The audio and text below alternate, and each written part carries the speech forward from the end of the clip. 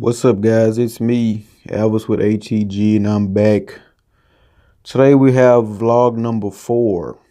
This vlog is going to be going over a lot of advancements I've made with the redruM 4. We've got water blocks installed on the main components. The motherboard, its monoblock has been installed. We got some GPU blocks installed. We also got some RAM blocks installed. The Rampage 5 Edition 10 is pretty much the same like the Rampage 5. I've installed a water block on it. Rampage 5 Extreme. Same, I want to say they're identical, if not twins. There are a few variances, I believe, in the MOSFET coolers, the VRMs, if I'm not mistaken. I did notice it was a tad different. There's a lot of RGB incorporated into this motherboard. There's a few connectors. There's a RGB on the PCH cooler, the South Bridge. There's also RGB incorporated into the heatsink, where the IO shield is. But yeah, we went ahead, got these all of these screws taken out of this motherboard, and that allowed us to remove the rear. There's a kind of armor shielding along the back. There you can see here. There's a lot of screws. We're looking at probably about 20 screws total. They're on the PCH. They're on that rear armor plating I just mentioned. They're also on the rear IO shield, heatsink. They're on the Supreme Effects shield. But there's quite a few of them. Phillips head screwdrivers, the only thing needed to get them apart. 2 or 3 of them. You may have instances where the screw kind of recessed itself, and kind of hard to get out if you don't have magnetic screwdrivers. So that's what I was doing there, applying the using 2 screwdrivers in order to kind of get a tweezer effect going to get them out, because they are small. This motherboard does have onboard washers, so you don't have to worry too much about scratching the PCB around where the screw sits if you're using too much force or anything like that. But once you get all those done, there's a shield on the back. I mentioned it's not hard to get off at all. It's incorporated with the South Bridge PCH. So in order to get it off, you're gonna have to remove one of them, which lets it frees up that plating with that RGB strip is on that plating, and the rest of the screws will in fact remove the PCH. The rear shield for the top VRMs, all 2 screws, pretty simple, not hard to do at all. Once you're doing it once, it's kind of like riding a bike. You do it once, you learn it, and it's not hard at all to do it again. If you can unscrew something, then you can install something as complex as a complete full board monoblock, like we're doing here. But the Republic of Gamers LED, it's also RGB.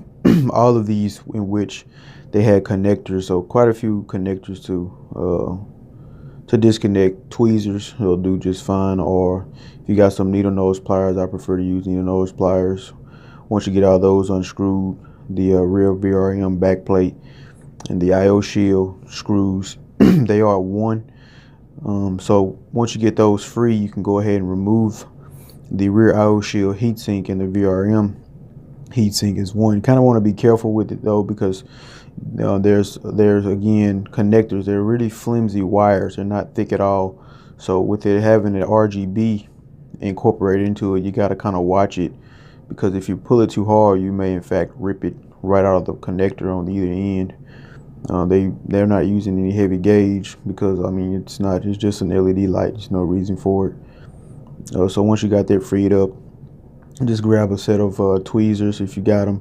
Tweezers, not tweezers, actually some sort of kind of very small pliers, because a heavy duty grade plier, you run the risk of actually damaging equipment the components if you scratch the PCB or something of that sort. But as far as the IO shield, the heatsink, I mentioned the RGB that's incorporated, and I wanted to retain at least some RGB.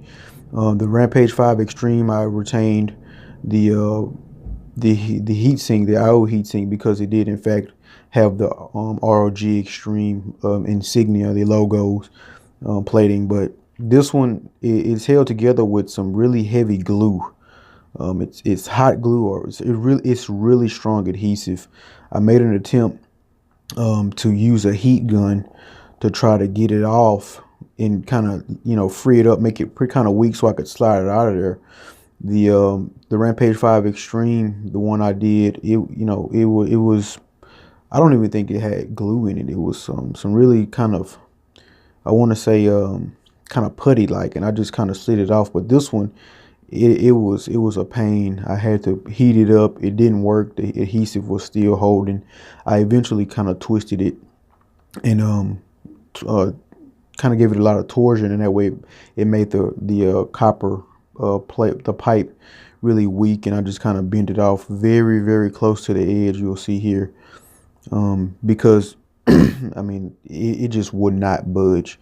The copper doesn't protrude.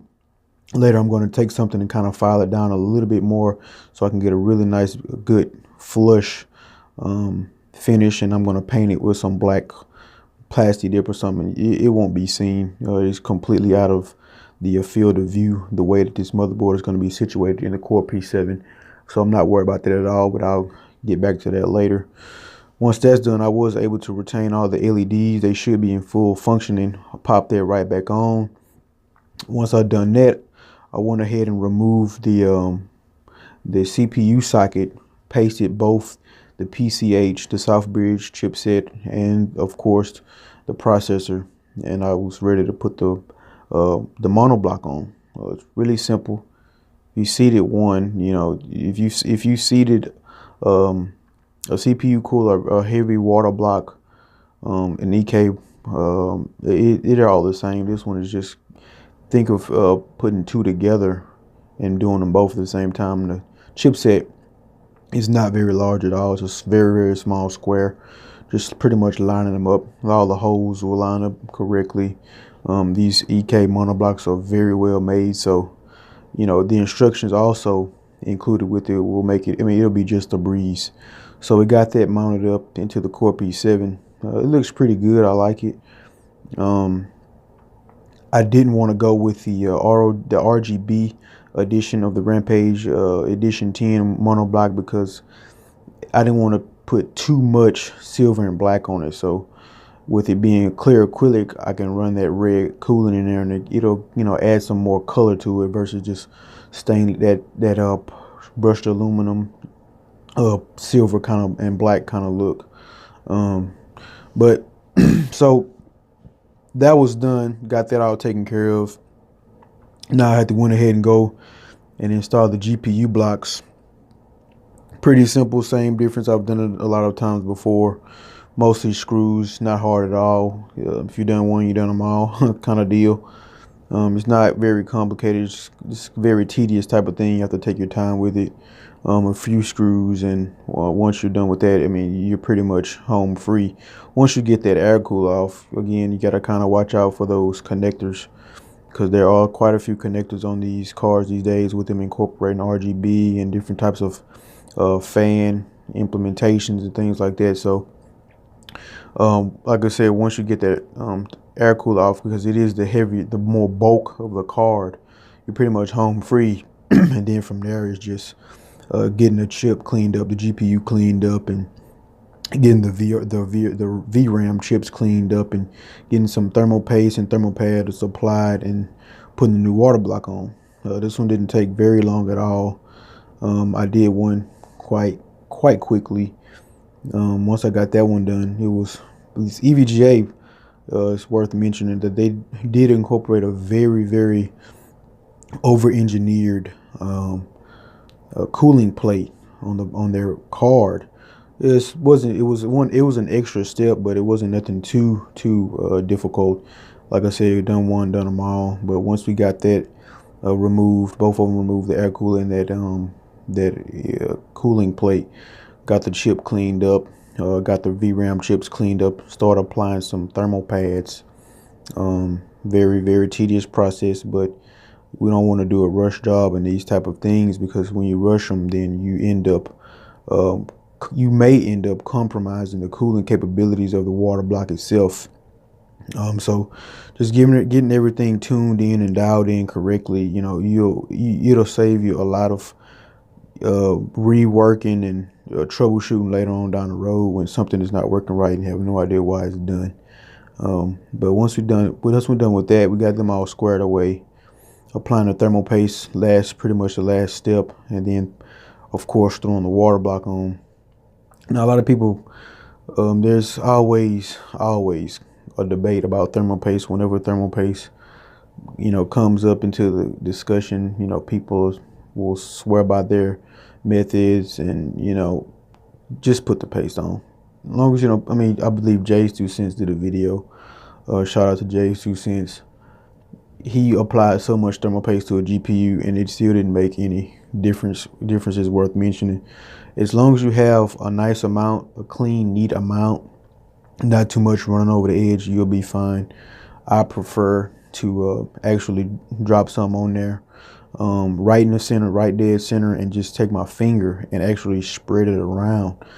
This allows me to give a very nice thin film-like coat, and you don't have any runoff in the sides and in the edges of the GPU where the socket is, because it won't make much of a mess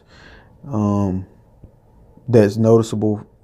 Of course the block is going to be on, you're not going to be able to see it. You shouldn't do anything for as far as compromising the cooling when it's running over, but it looks bad. You don't want to have a messy, you got a $800 GPU and water block setup, and you've got thermal paste all over the place. The PCB's gray with spots and things of that nature. It's just we want to keep it nice and neat. So once we got that thin film on there, it's ready to go. We slap the block on and move on to the next part of the build. But lining up, of course, lining right back up, doing everything in a reverse process. We leave out the way we came in type of mindset. Getting everything arranged and lined up correctly so that we can reinsert the screws for the water block. It's not difficult at all. 20-25 minute process, maybe 30 if you're extra careful. If you've done it a few times before, it should 20 minutes. We're looking at depending on how clean you want to have the PCB of any type of thermal paste residue and things like that. But once we got that squared away, they're ready to be mounted into the case onto the motherboard. I ran these. There's only two of them. There's a 1080 Ti's and SLI, the 4013s EVGA. Two should be enough for now. I have plans on doing a third, or possibly fourth, but I don't know. It's kind of we're there. We're to the point where it's it's just not really worth it anymore. Benchmarking, of course, but these Pascal cards, you have to take them pretty much to the extreme in order to kind of make it worthwhile. So I don't know. That's just it's in the air to run more than 2 cards, but we'll see. Only time will tell. So it looked pretty good when we got them all mounted up. That clear is going to give us a nice window to see the coolant, and with them being situated in a horizontal fashion, it'll be even easier once we incorporate the colored the dye coolant, that Mayhem's Aurora Red. I think it's Aurora 2. So as far as the RAM goes, we are going to be using I will be using RAM blocks to cool the RAM chips. Corsair Dominator Platinum are what these RAM modules are. These are the special edition blackout. It's a 64 gigabytes. Now, in previous generations of Corsair Dominator Platinum, they had some pretty heavy glue, very strong adhesive. I actually backed out of doing it once before because of the adhesive, but This adhesive was not hard at all. I mean, I still went ahead and applied heat because heat does make adhesive weak, and it was it was it wasn't easy, but it's doable. Heat gun across the PCB to get that adhesive heated up because the thermal pads are actually have a adhesive type film on them, so they double as holding the IC to the actual heat sink, and as well as being a thermal pad. So, like I said, once again, run some heat over it. Not too bad. It came off very clean. It wasn't difficult at all. Just again, time is very, very valuable in these type of things. Took about maybe 30-40 minutes to get all of them done. I'm taking my time, of course, but I did eventually get them all without damage. Hopefully, we won't discover any dead RAM chips due to the heat or anything like that. Should be fine. At boot time, we'll see. Once we get this thing all booted up, but very beautiful sleevings made by EK water blocks. These are the nickel, all nickel. It should go very well with the brass tubing that we're going to be using in the build, along with the nickel monoblock, the nickel GPU blocks. I went ahead and got them all nice and polished up because they are fingerprint magnets. Looks really good, once everything all nice and cleaned up, but nickel fittings, nickel blocks, nickel sleeves, everything, nickel tubing, they are fingerprint magnets. So I got some polishing gloves. I went ahead and put these in with polishing gloves, to give them a nice final, touch before I just threw them in there. But they look good. I like them. They look very good. I had some of these sleeves before. These are the Monarch sleeves, EK sleeves, that go with the Monarch water blocks. These are ×4. There's going to be 2 of them because there are 8 DIMMs in this system.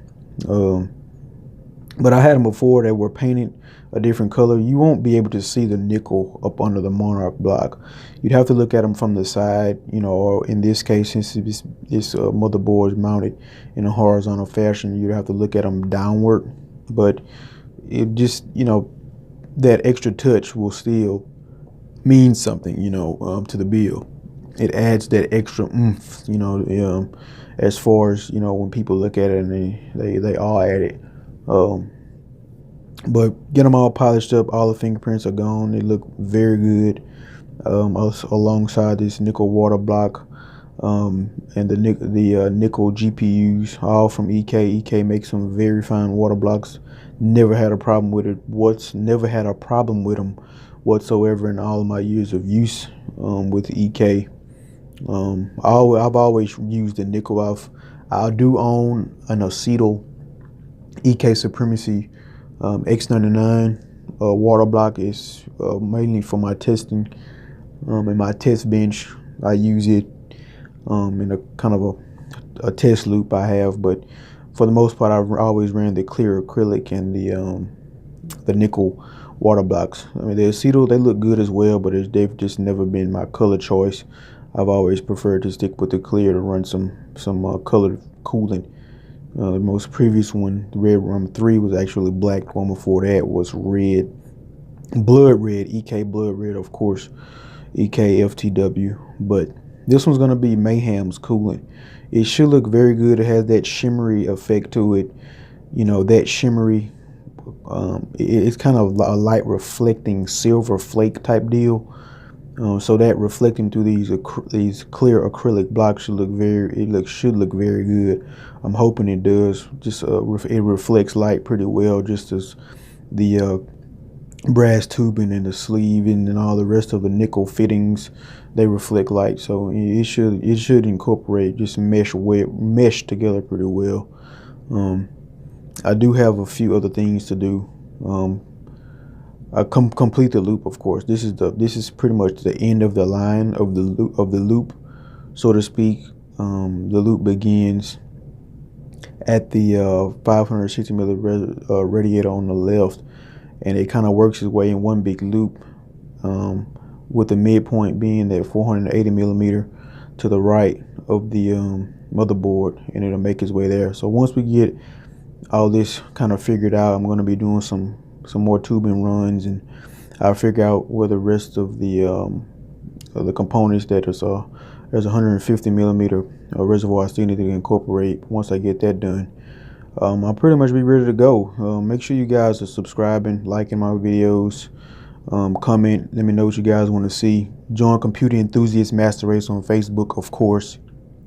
And besides that, I'll see you guys in the next video. I hope you enjoyed this build.